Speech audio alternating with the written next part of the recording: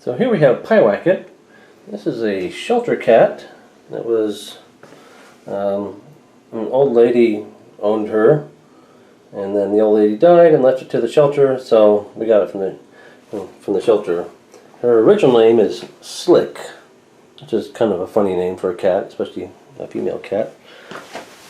So we renamed her Pyewacket, which is an even funnier name for a cat. Pyewacket is also old. She's probably like 13 years old now, and so she's a lot of trouble to take care of. But she's a sweet cat. There's Jack.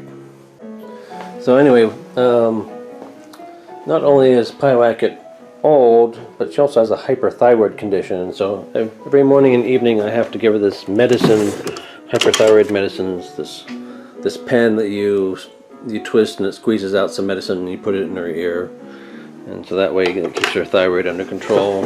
And then recently she was having trouble keeping food down, and she was already pretty skinny at 8 pounds, and then like over the period of a couple weeks she went down to like 6 pounds, and that was really not good. So we took her to the vet, and the vet said she had a UTI, urinary tract infection, so we took care of that, but still trying to help her to keep food down. And so we're giving her using this contraption over here, which if you look at that, it looks like something you see in a people hospital with the needle and everything. It was like an IV setup, but it's actually not IV, it's not intravenous, it's subcutaneous. As you probably know, cats don't have skin that are held on really tightly like people do. They have this stuff that like moves all the way around. Imagine the skin on your back like moving around like that. And so we just stick the needle under the skin and put some fluids in there and some extra potassium, and sometimes we'll also inject some anti-nausea medicine, and that pretty much takes care of things. For a couple more days. Oh, she's also got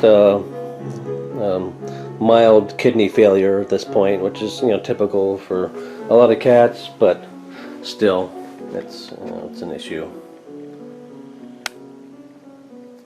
There she is waiting for her food, but the problem is she just threw up what I'd given her like all morning. She threw up like over here on the carpet, and so that's not good. So she's going to have to wait for her food. I'll probably give her some soft food, which seems to work better. Last night in the middle of the night she was sleeping on the bed with us, and then she got up and went "Blah," and coughed up a piece of a rubber band. So I'm not sure if the rubber band was causing her to throw up, or if it was just a matter of she was so hungry that she ate a piece of rubber band because she hadn't been keeping her food down. So I don't know. This one over here is I'll call him Sasha, gray cat. But he was injured as a kitten and has never quite recovered psychologically, and so he runs away from pretty much everybody except for Barb. So if I try to approach him, he's gone. If I'm sitting on the couch sometimes they'll come and sit next to us, and I'll be able to pet him, but otherwise, he's too scared of pretty much everybody.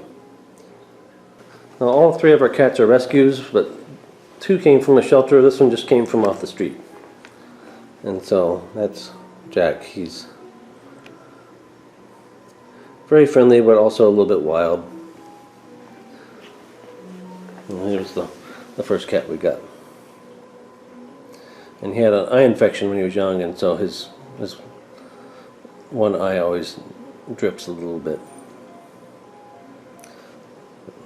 That's all I can think to say about cats.